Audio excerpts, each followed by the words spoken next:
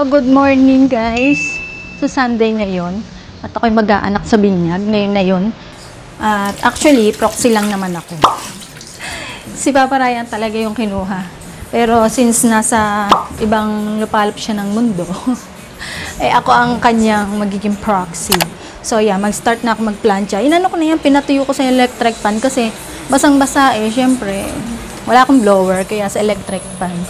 So, lalapag. Ay, kukunin ko pala yung extension.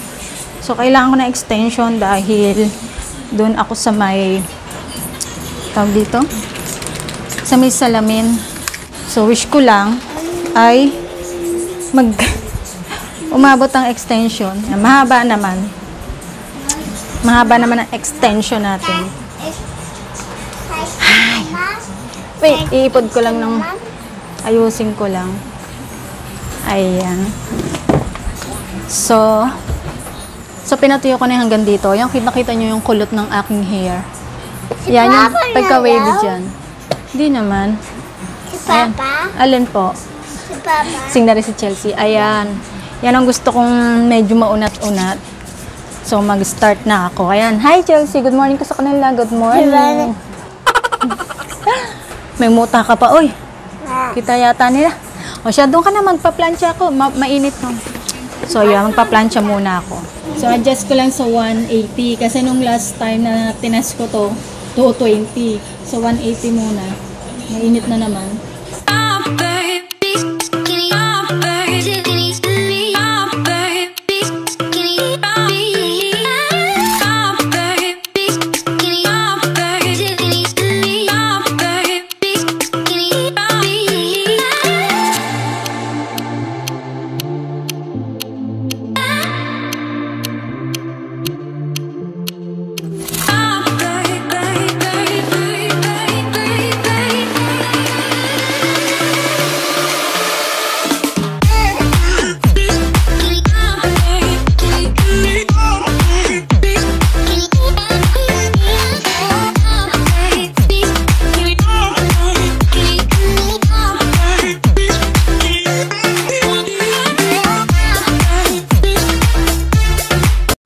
So yan guys, 'di ba, tumuwid. So tumuwid, 'di ba? Okay. Ang hirap pala magplancha, grabe. Kaya pala sabi nung pag nagpapa-parlor ako, nangangalay daw sila masyado sa buhok ko kasi ang kapal ng buhok ko, as in kahit nagkakaroon ng hair fall yan. Ganun, makapal, hindi siya nanipis talaga. Kapal sobra. Kaya ang hirap pala ng ginagawa sa hair ko pag pinaplancha. Ako yung magkakakulani na sa kilikili. Ayan. Pero tingnan nyo naman, di ba? Kumpara mo kanina nung pinakita ko sa inyo na bagong blower sa electric pan. Talaga siyang buhaghag. Talagang buhaghag, di ba? Ito kahit pa paano, nag-straight siya. Nahihirapan lang kasi ako dito sa sa right side. Ayan. Nahihirapan ako dito. Kasi, mas madali dito siyang planchahin. Inano ko lang to, in-adjust ko sa 160. Pwede na sa 160. Pa kung gusto nyong lang. Kasi masyado na mainit yung 220. Diba noon nga, sinabi ko sa inyo. Nakakapaso na siya masyado. So, dapat pala, medyo makapal-kapal ang pagkuha. Kasi kanina, pag start ko, maninipis, kaya hindi agad natuwid. Eh, ito pala, dapat ganyan. Medyo makapal ng konti para ma-straight siya talaga. Oh. Ayan. So, tatapusin ko na lang to guys. Medyo matagal din pala magplancha. At likod na lang. Ito na lang likod. Ayan, naalis na kami. Mag-iina. Babay ka na. Alis na kami. Ayan. Nakita niyo yung resulta ng aking pagplancha. Pero kasi dito, hindi ko pa masyadong ang hirap. Kaya wala pang isang oras ako ng plancha. Minadali ko na. Siguro kung pinlancha ko maigi, okay din. Ayan dyan.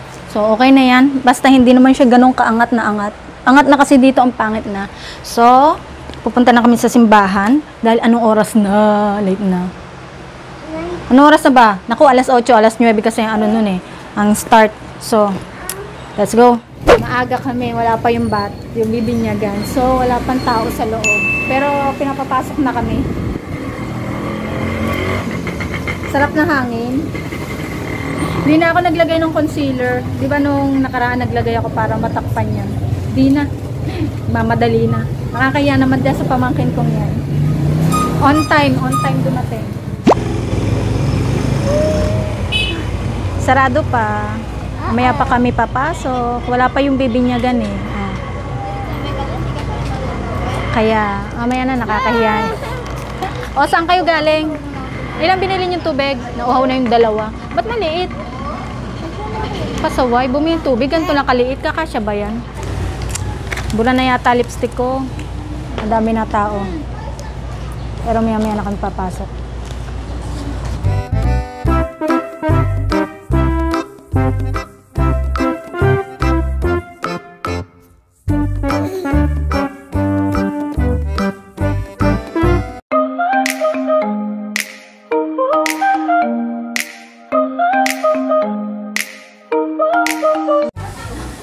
Ayan.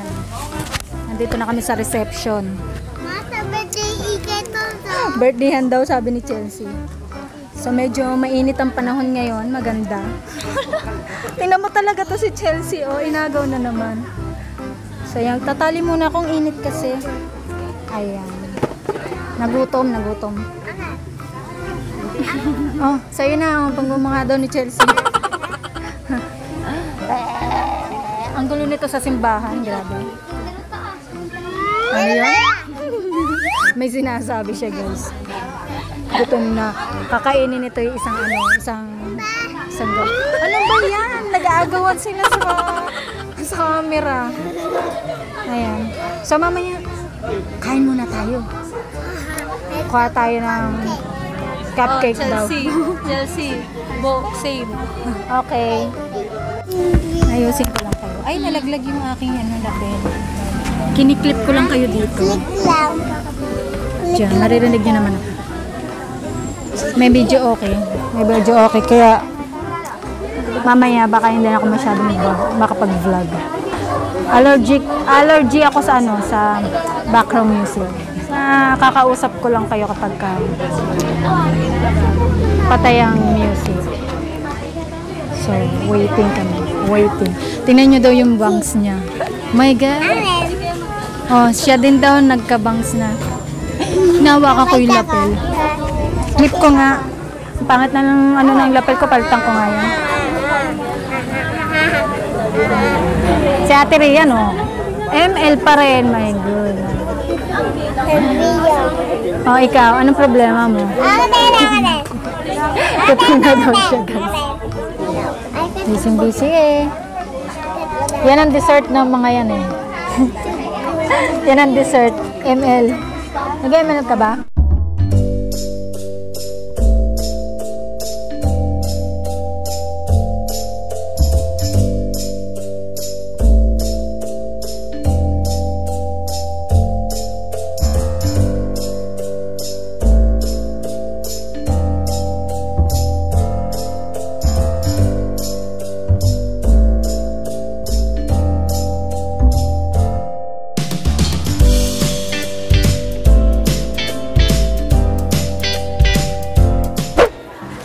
Ayan, nandito kami sa Checkpoint Mall. Dito lang yan sa may Pasiano. So, papasok tayo sa store niyan. Tingnan natin kung ano mabibili natin. Ayan, marami mga cosmetic, affordable price. So, meron sila nito. Lip balm yata to. Ayan. So, 50 pesos lang to. Bibili daw yung babaeng yan. Yan. Ang dami, oh. So, pasok na pasok sa mga budget ng mga estudyante, yung mga mahilig mag-makeup. Meron sila mga brushes. Tingnan natin. Ayan. So, anong brand nito? Yan ang brand niya. Hindi naman ako masyado sa makeup. O, ano yan? Ito, metallic eyeshadow. So, 50 pesos lang din to. Ayan. Ang dami mga ano talaga. Pagpipilian. Mga mura. Kaya mga lipstick, iba't ibang shades. So, yung mga mahilig sa lipstick na mga ganito, may nude. Ito, Maybelline. foundation, 60 pesos lang. Ayan. Eto, yung sa mascara na nakakahaba daw ng pilik mata. So, tatry natin to. 50 pesos lang to.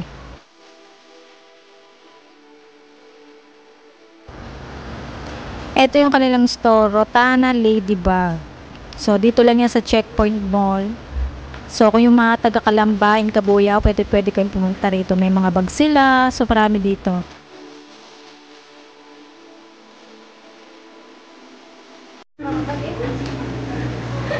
Meron din sila mga bags. Yan si Mickey Mouse. Ang cute, no? 519. So, ito babalikan ko to. Type ko to. Nasa 400,992. Ayan. Mickey Mouse din to. Ang cute lang. So, marami silang iba't ibang klaseng bags dito. Yung mga pang school bags. 599. So, yan.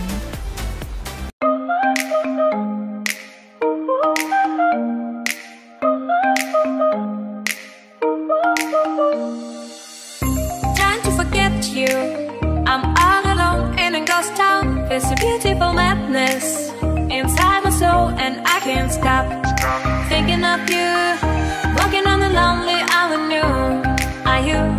Are you? Are you? My love so wild. Please give me a sign. My love so wild. Please give.